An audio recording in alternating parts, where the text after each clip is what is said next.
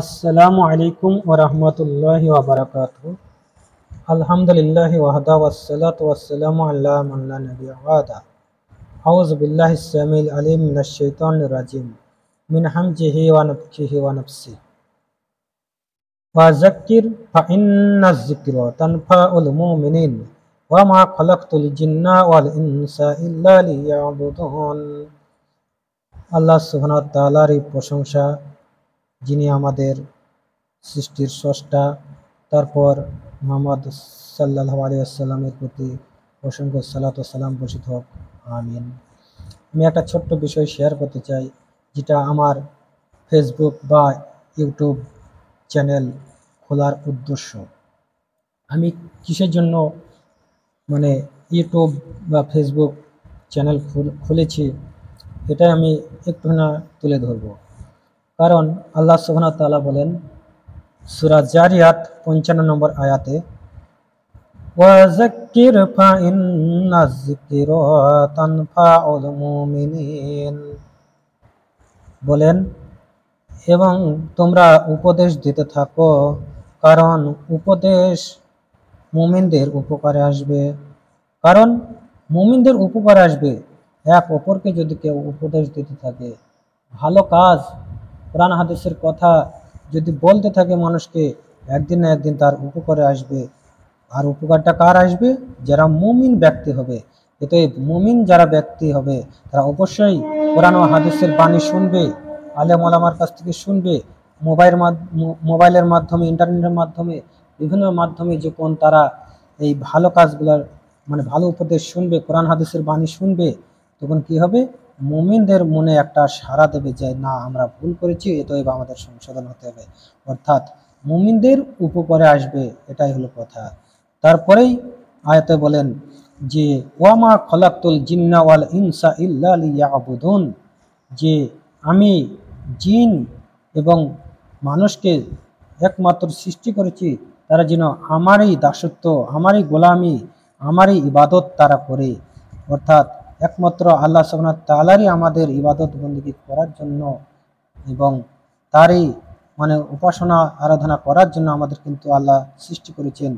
তাহলে ইবাদত কি জিনিস?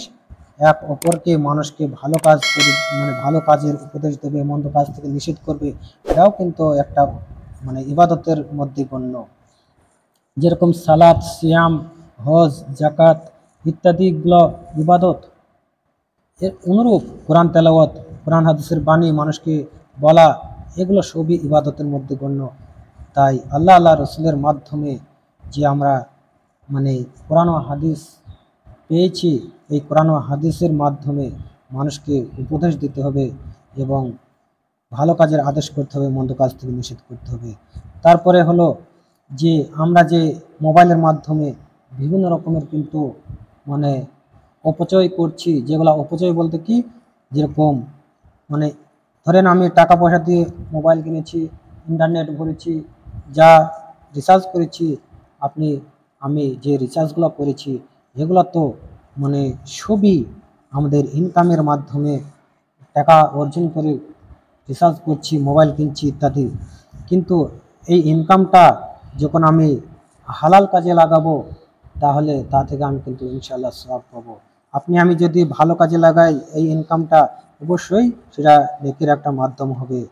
আর যদি এই মোবাইলের মাধ্যমে, ইন্টারনেটের মাধ্যমে যদি আমরা অন্যায় কাজ করে থাকি, এই মোবাইলের মাধ্যমে বিভিন্ন রকমের গান বাজনা, সিনেমা, নাটক, বিভিন্ন রকমের জুয়া খেলা, বিভিন্ন রকমের খেল তামাশাই মোবাইলের মাধ্যমে হয়ে থাকছে। ভবিষ্যতে আর কত কি ঘটবে, কিন্তু এ থেকে যদি আমরা বেঁচে না থাকি, কিয়ামত পর্যন্ত যদি এই অন্যায়টা চালু হয়ে থাকে আমার আপনার দ্বারা, তাহলে কিয়ামতের মাঠে আমি কিন্তু সেই পাপের বোঝা নিয়ে উঠবো। তাই যদি এই মোবাইলের মাধ্যমে, ইন্টারনেটের মাধ্যমে যদি আপনার দ্বারা, আমার দ্বারা একটা ভালো উপদেশ মানুষের কাছে পৌঁছে দিতে পারে, তাহলে কি হবে? ইনশাআল্লাহ আমরা সওয়াব পাবো, নেকি পাবো। তার প্রমাণ হলো আপনি পেয়ে যাবেন সূরা নিসা ৮৫ নম্বর আয়াতে বলছেন যে যদি কেউ ভালো কাজের দিকে সুপারিশ করে, আহ্বান করে, তা থেকে তার একটি অংশ থাকবে, এবং যদি কেউ মন্দ কাজের দিকে আহ্বান করে, তা থেকেও তার কিন্তু একটা অংশ থাকবে। অনুরূপ হাদিসেও আছে যে হাদিসে আপনি পেয়ে যাবেন মিশকাতুল মাসাবি, আপনার 209 নম্বর হাদিসে পাবেন আবু মাসুদ আল আনসারি থেকে বর্ণিত, ওখানে আপনি পেয়ে যাবেন।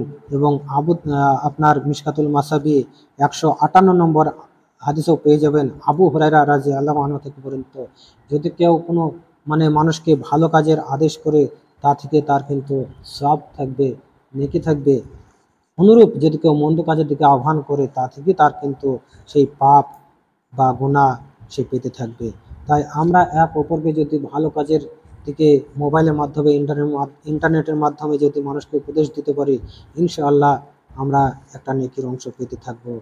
তাই এই মোবাইলের মাধ্যমে আপনি আমি যদি ফেসবুক, ইউটিউব এর মাধ্যমে যদি অবৈধ কাজে যদি লাগাই, তাহলে আমাদের গুনাহ হবে, পাপ হবে। তাই আমরা সকলে যেন এই পাপের কাজ থেকে বেঁচে থাকতে পারি। আর বিভিন্ন মাধ্যমে যেন আমরা এক অপরকে কোরআন হাদিসের বাণী শেয়ার করতে পারি, ছড়িয়ে দিতে পারি। এই তৌফিক যেন আমাদেরকে আল্লাহ দেন। আল্লাহুম্মা আমিন। তারপরে আপনাকে আরও বলতে চাই যে এই ভালো কাজগুলো আমাদের কি উপকারে আসবে, কিয়ামতের মাঠে কিন্তু আপনি আমি দেখতে পাবো। এই ভালো কাজগুলো আপনাকে আমাকে দেখানো হবে, কারণ এর প্রমাণও আপনাকে দিয়ে দিচ্ছি, যেটা হলো আপনি পেয়ে যাবেন জিলজালের মধ্যে, সূরা জিলজাল, ওখানে বলছে ফামাই ইয়ামাল মিসকালা জারাতিন খাইরাই ইয়ারা ওয়ামাই ইয়ামাল মিসকালা জারাতিন শাররাই ইয়ারা। এতএব এতএব কেউ অনুপরিমাণ যদি ভালো কাজ করে, সেটাও সে দেখতে পাবে। আর যদি কেউ মন্দ কাজ করে, অনুপরিমাণ যদি কেউ খারাপ কাজ করে, সেটাও সে দেখতে পাবে। তাই ভালো কাজ মন্দ কাজ আমরা কিন্তু দেখতে পাবো কিয়ামতের মাঠে। তাই সকলেই যেন আমরা এক অপরকে গান বাজনা শেয়ার না করি, কোরআন হাদিসের বাণীগুলো যেন আমরা পৌঁছে দিতে পারি। এই তৌফিক যেন আমাদেরকে দেন। আর আমার উদ্দেশ্যই হলো যে এই ইন্টারনেট বা ফেসবুক ব্যবহার করার উদ্দেশ্য হলো যে মানুষের কাছে যেন ভালো কোরআন হাদিসের বাণী, আলেম ওলামার বাণী, কোরআন ও হাদিসের বাণী যেন এই ইউটিউবের মাধ্যমে, ফেসবুকের মাধ্যমে যেন মানুষের কাছে ছড়িয়ে যায়, এটাই আমার উদ্দেশ্য। তাই আপনারাও আপনাদের সঠিক উদ্দেশ্য, সঠিক জায়গায় এই ইন্টারনেটকে ব্যবহার করবেন।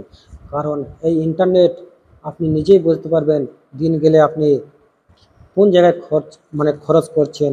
আপনি দেখা যাচ্ছে 1.5 জিবি 2 জিবি নেট দিচ্ছে, সেই 1.5 জিবি 2 জিবি নেট আপনি ফেসবুক, ইউটিউব, হোয়াটসঅ্যাপ বিভিন্ন জায়গায় খরচ করছেন। আপনি নিজেই বুঝতে পারবেন যে পাপের কাজে কতটুকু হলো আর ভালো কাজে কতটুকু লাগাতে পারলাম। ওয়াজ নসিহত কতটুকু শুনলেন, কোরআন হাদিসের বাণী আপনি কতটুকু শুনলেন, আর ফেসবুকে বা আপনার গান বাজনায় এই কতটুকু আপনি ইন্টারনেট খরচা করলেন, আপনি নিজেই বুঝতে পারবেন অনুভব করলে। কারণ এর দ্বারা আমরা যদি বেঁচে না থাকতে পারি, তাহলে এই মোবাইল কিন্তু আমাদের জাহান্নামে নিয়ে যাওয়ার জন্য একটা কারণ হয়ে বসবে। তাই আল্লাহ সুবহানাহু ওয়া তাআলা আমাদের সকলকে হেদায়েত দিক। আমিন। ওয়া আখিরু দাওয়ানা আনিল হামদুলিল্লাহি রাব্বিল আলামিন। আসসালামু আলাইকুম ওয়া রাহমাতুল্লাহ। সুবহানাকাল্লাহুম্মা ওয়া বিহামদিকা আশহাদু আল্লা ইলাহা ইল্লা আনতা আস্তাগফিরুকা ওয়া আতুবু ইলাইক।